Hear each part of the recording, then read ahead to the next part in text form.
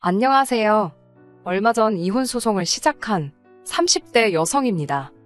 남편과 저는 어머니 지인의 소개로 만났습니다.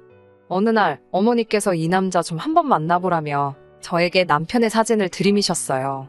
실물은 어떨지 몰라도 사진으로 보기엔 나쁘지 않더라고요. 제가 당시 어떤 남자 연예인에 푹 빠져 있었는데 언뜻 보면 그 연예인 얼굴도 닮은 것 같고 소개팅을 하러 나가는 자리였으니 외모를 무시할 수는 없잖아요. 어머니께선 그 밖에도 뭐하는 남자고 어떤 집안이고 여러 가지의 이야기를 하셨지만 그런 건 솔직히 크게 귀담아 듣지는 않았습니다. 잘 될지 안 될지도 모르고 어머니 지인이 주선하는 자리였는데 개차반을 데려다 놓진 않겠지. 단순하게 그렇게 생각했어요. 그렇게 만나게 된 남편은 생각과는 많이 다른 외모를 가지고 있었습니다. 못생겼다는 뜻이 아니라 사진 속 이미지와 달랐지요. 사진에서는 약간 차갑고 도시남자 같았는데 막상 만나보니까 둥글둥글하니 어른들이 좋아하겠다 싶더라고요. 한마디로 제 스타일은 아니었습니다. 하지만 남편 성격이 참 좋더라고요. 생긴 것처럼 성격도 모난 구석이 없었고 상냥한 말투의 배려가 몸에 배어있는 것 같았습니다. 무엇보다 저는 영화광이라고 불릴 만큼 영화를 좋아하는데 남편도 그렇더라고요. 첫 번째 데이트를 마치고 집에 돌아와 남편이 추천해 주었던 영화들을 보게 되었는데 어쩜 취향이 그렇게 비슷하던지요? 이 남자다 싶었네요. 그렇게 저희는 3주 만에 사귀는 사이가 되었습니다. 결혼을 하겠다는 것도 아니고 단지 제가 연애를 시작했을 뿐인데 친구들도 가족들도 신기해하고 기뻐하고 솔직히 말씀드리자면 제 나이 29살에 처음 하는 연애라서 그랬던 것 같아요. 반면에 남편은 저를 만나기 전 2번의 이별이 있었다고 하더군요. 궁금하지 않았기에 못하러 저런 이야기를 나한테 하지 싶었지만 남편은 저에겐 뭐든지 이야기해주고 싶었다 했습니다. 이런 인간이었으니 저를 속일 거라곤 조금의 의심도 하지 못했어요. 남편과 결혼을 약속한 건 사귄 지 2년쯤 됐을 무렵입니다. 5살 연상의 남편은 연애 초반부터 결혼 이야기를 자주 했어요. 그러다 사귄 지 1년이 넘어가자 본격적으로 결혼하자는 소리를 입에 달고 살더라고요. 처음엔 그런 남편이 부담스러워서 화도 여러 번 냈지요. 그럴 때마다 저같이 좋은 여자를 놓치기 싫어 그렇다며 넉살 좋게 넘어가는 사람이었습니다. 결국 사귄 지 2년 만에 제가 백기를 들었네요. 솔직히 이 정도로 나랑 결혼하고 싶어 하는데 설마 제 눈에 눈물 나는 일을 할까 싶었거든요. 이 사람이라면 평생 나를 지켜주고 행복하게 해주려나 보다 그런 생각도 들었고요. 한편 남편은 연애 시절부터 어떻게든 하루빨리 저를 자기 부모님께 소개시키고 싶어 했습니다. 눈도장을 찍어야 빨리 정도 들고 그럴 것 아니냐고요. 하지만 전 그 정이 무서웠어요. 남녀 사이가 한치 앞을 모르는데 괜히 정이라도 들었다가 헤어지게 되면 저희 둘뿐만 아니라 양쪽 부모님까지도 상처를 받으실 게 뻔했으니까요. 결국 본격적으로 결혼 이야기가 오가고 나서야 처음으로 아버님 어머님 댁에 인사를 드리러 갔습니다. 친정 어머니께서 가면 가만히 목성마냥 앉아있지 말고 눈치껏 움직이라고 하셨는데 지금 생각해보면 저보다 친정어머니가 더 긴장을 하셨던 것 같네요. 빈손으로 갈 수 없었으니 홍삼 세트와 제철 과일을 준비했고요. 첫 만남 치고 분위기는 나쁘지 않았어요. 회사를 다니시다 은퇴하셨다는 아버님은 말수가 없으셨는데 남편 말로는 매사 무덤덤하신 분이라 했어요. 한편 어머님께서는 평생을 전업주부로 사셨고 현재는 봉사활동 다니는 게 낙이라고 하셨습니다. 두 분은 제가 순하고 고분고분해 보여서 마음에 든다고 하셨습니다. 여자는 모름지기 그러면 제일인 거라고 칭찬도 해주셨는데 왜인지 기분이 좋지만은 않았네요. 남편에게는 3살 터울의 형이 있었는데 그 형과는 결혼 전까지도 만나지 못했습니다. 2-3번의 기회가 있긴 했지만 매번 당일날 회사에 일이 생겼다던가 갑자기 급한 일이 생겼다던가의 이유로 취소가 되었거든요. 저도 그렇고 남편도 그렇고 다들 일을 하던 사람들이니까 다시 약속을 잡는 일도 쉽지가 않았고요. 어머님 아버님께선 아주버님하고는 차차 친해지면 되지 않겠냐며 너무 신경 쓰지 말라 하셨습니다. 그렇게 유야무야 넘어가서 결혼식장에서 처음 만났어요. 남편과 아주버님의 사이는 좋은 편이었지만 연애 때부터 남편이 제 앞에서 아주버님 이야기를 한 적은 거의 없었습니다. 아주버님은 지방에서 일을 하고 있다는 것 정도였지요. 그러다 결혼을 며칠 앞두고 아주버님이 유부남이고 아이가 있다고 하더라고요. 솔직히 황당했어요. 이게 뭐라고 말을 안 했지 싶었으니까요. 도무지 이해가 안 돼서 왜 진작에 말하지 않았냐고 물으니 남편의 반응은 자기도 모르겠다며 깜빡했답니다. 그러더니 자기 형이 결혼했고 안 했고가 우리 결혼에 영향을 끼칠 만큼 중요한 일이었냐고 오히려 저에게 반문을 하더라고요. 그렇게 물어오니 저도 달리할 말은 없었습니다만 그래도 기분이 나쁘고 찜찜하더군요. 아무튼 무사히 저희는 부부의 연을 맺게 되었습니다. 앞으로 남편과 저 둘이서 잘 먹고 잘 살면 될 줄 알았지요. 그런데 식을 올리고 얼마 되지 않아 어머님 때문에 크게 감정이 상하는 일이 있었습니다. 신혼여행에서 돌아온 날이었습니다. 아침에 친정 아버지가 갑자기 쓰러지셨다는 소식을 들으면서 비행기를 탔던 상황이라 제 마음은 한시가 급하고 바빴지요. 원래 계획대로라면 시댁으로 먼저 향했겠지만 솔직히 그런 계획은 안중에도 없었습니다. 저는 남편에게 시댁에 연락드리라고 했고 그리고는 얼마나 서둘렀는지 기억도 잘 안 나요. 알고 보니 아버지는 원래도 심한 저혈압이셨는데 근래의 사업 때문에 신경 쓰실 일이 많다 보니 순간 정신을 잃으셨던 모양입니다. 다행히 직원들이 옆에 있었기에 바로 병원으로 이송되셨고요. 아버지가 괜찮으신 걸 확인하고 나서도 한동안 놀란 가슴이 진정이 되질 않았습니다. 아버지는 집으로 가시겠다고 고집을 피우셨고 그렇게 저희는 친정으로 향했습니다. 남편에게 어머님이 뭘 하시냐니까 알겠다고 하셨다고 하길래 저는 다 괜찮은 줄 알았어요. 그렇게 남편과 함께 친정에서 하루를 쉬고 이튿날 시댁으로 향했습니다. 시댁에 도착했더니 어머님께서 저를 본체만 채 하시더라고요.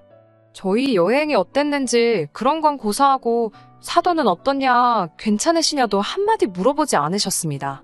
솔직히 저희에 대해서 안 물어보시는 거 저를 무시하신 건 서운하셔서 그러시나 보다. 그러실 수도 있지 싶었어요.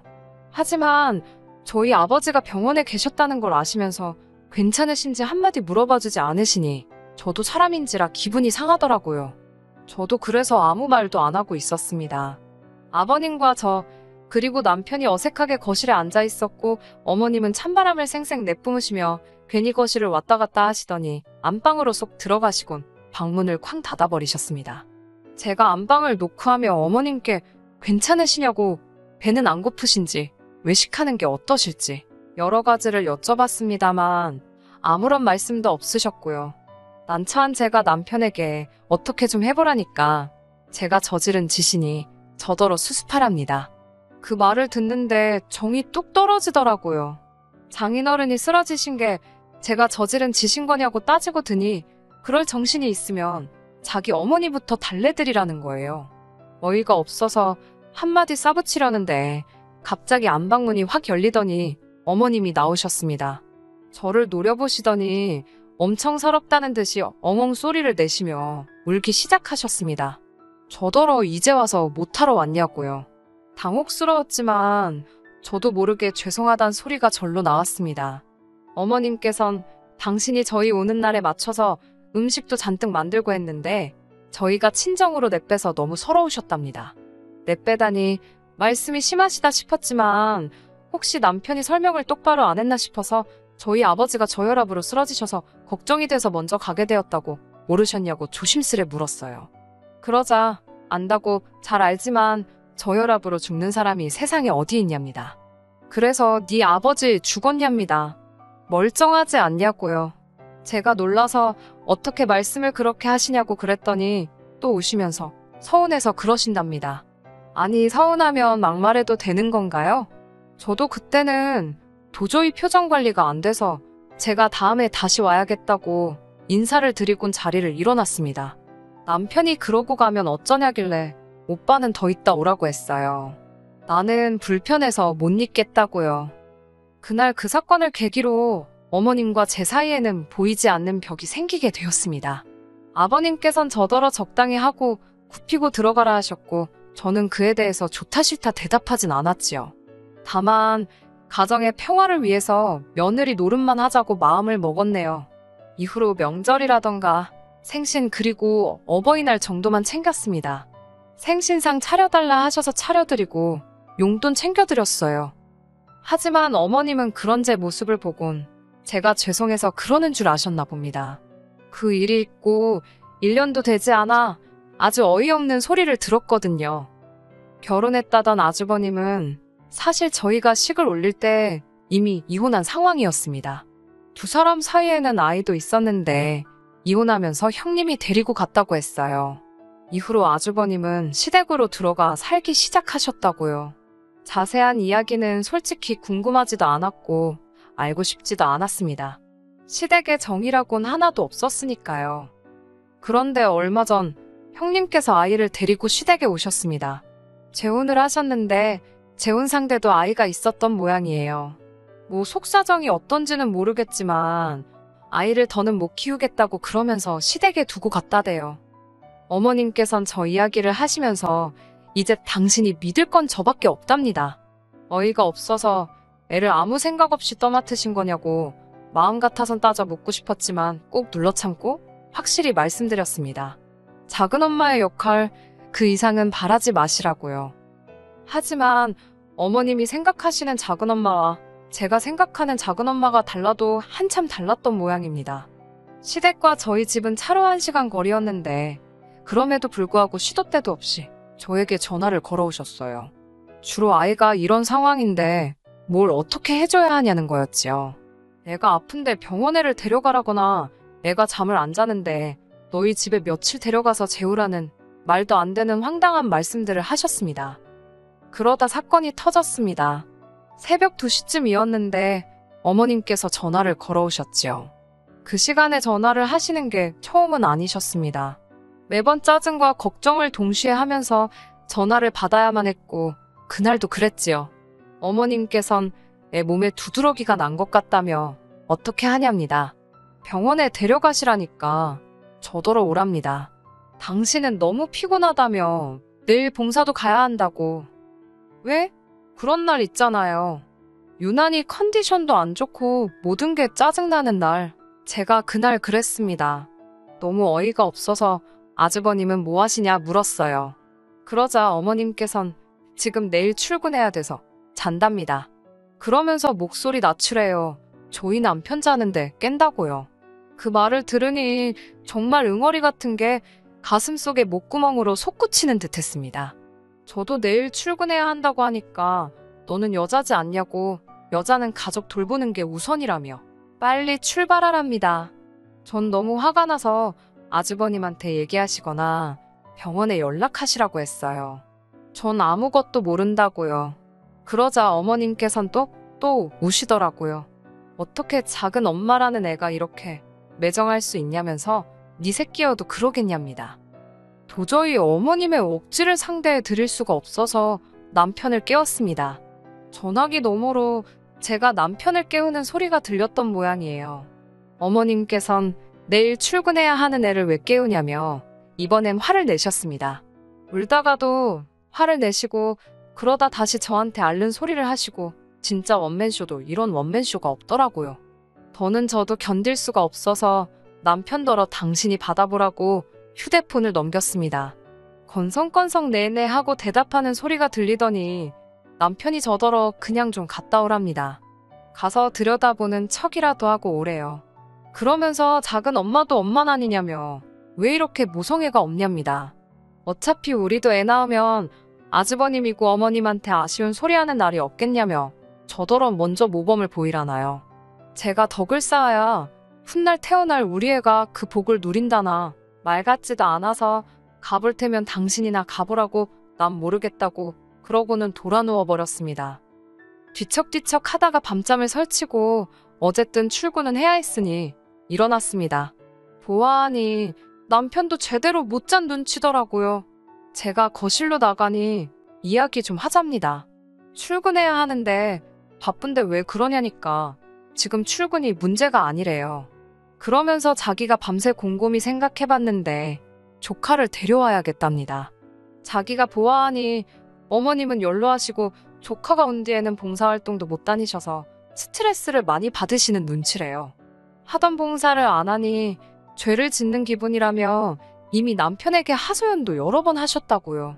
저는 속으로 그깟 봉사하지 마시고 손자나 사랑으로 키워주시지 싶었지만 차마 입 밖에 내지는 않았어요. 남편은 저더러 어차피 매번 전화 받고 하는 것도 피곤하지 않냐면서 이참에 우리 애 키우는 예행 연습한다 생각하고 한번 해보자더군요. 제가 싫다고 더 말할 것도 없다고 싫다고 딱 잘라 거절을 했습니다.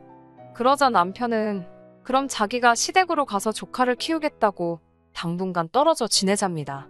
그러라고 했어요. 생활비도 못 준다길래 그러라고 했지요.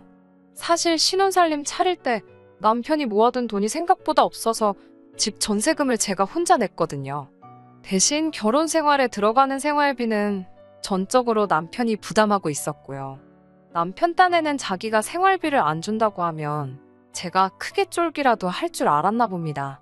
하지만 아무런 상관이 없었어요. 솔직히 생활비라고 받아봤자 제 옷이나 화장품을 사는 데 쓰는 돈은 전혀 없었으니까요. 다 관리비에 공과금 내는데 들어갔지. 그러니 뭐 생활비 안 준다고 제가 쫄 게 뭐가 있겠어요? 무엇보다 제가 남편보다 더 잘 벌고 있었는걸요. 제가 너무 순순히 생활비도 필요 없다. 남편이 시댁에 가서 지내겠다고 해도 그러라 하니까 자기도 괜한 말을 했다 싶었나 봅니다. 몇 번이고 저더러 후회 안 하냐고 물었으니까요. 저는 그만 좀 물어보라고 후회 안 한다고 내일 당장 내려가라고 했어요. 대신 서류 정리하고 가라고요. 그때부터는 오히려 주객이 전도되었지요.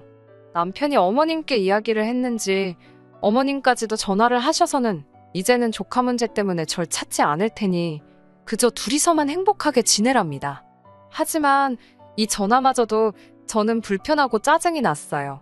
어머님이 또 누가 뭐라고 한 것도 아닌데 세상 서럽게 우셨으니까요. 어머님께선 당신은 저에게 바라는 게 하나도 없었는데 제가 당신을 너무 밀어낸다며 제가 그렇게 당신을 싫어하니 당신이 사라져 주시겠다나요? 어휴, 막말로 그런 소리도 한두 번이지요. 하도 들어서 인이 박혀 있었으니 시쳇말로 씨알도 안 먹혔지요. 양치기 소년 이야기도 모르시나 한번 읽어드려야 하나 싶을 정도였네요. 더 화가 났던 건 남편은 또 어머님이 그렇게 말씀하신 걸 알고는 너는 시어머니를 뻑하면 울리냐며 진짜 인정머리 없다고 저를 못된 인간 취급을 하더라니까요. 이 꼴 저 꼴 보기는 싫고 그런데 남편은 이혼은 안 하겠다고 어깃장을 놓으니 어쩔 수 없이 제가 이혼 소송을 걸었습니다. 남편이 비협조적으로 나온 덕분에 시간은 좀 걸릴 것 같지만 변호사 말이 저에게 불리할 건 없을 거라고요. 마음 편하게 먹고 잘 지내고만 있으라고 그러대요. 지금까지도 남편에게선 연락이 옵니다. 저더러 아직 애가 없어서 조카 이쁜 줄도 모르는 거고 어머님이 마음이 여려서 그러신 거지 아기는 없다고 여전히 제 입장은 안중에도 없는 그 모습을 보고 이혼의 확신을 갖고 기다리고 있어요. 제 주변 사람들 반응도 양갈래로 나뉘는 편입니다. 몇몇 사람들은 그래도 한번 참지 그랬냐, 애가 나중에 크고 나면 얼마나 너한테 고마워하겠냐며 저를 탓했고 또 다른 사람들은 남의 애를 왜 너가 떠맡냐, 너네 시댁 이상하다 그러며 저 대신 욕을 해주기도 했어요. 하지만 사실 사람들의 의견이 뭐가 대수겠어요. 중요한 건 제 마음이지요. 앞으로도 한동안 쉬운 시간은 아닐 것 같지만 그동안 해왔던 신경전 모두 내려놓고 제 마음을 돌아보며 지내려고요. 끝까지 들어주셔서 감사합니다. 오늘의 사연은 여기까지입니다. 구독과 좋아요, 알람 설정 부탁드리고 더 좋은 사연으로 다시 찾아뵙겠습니다. 감사합니다.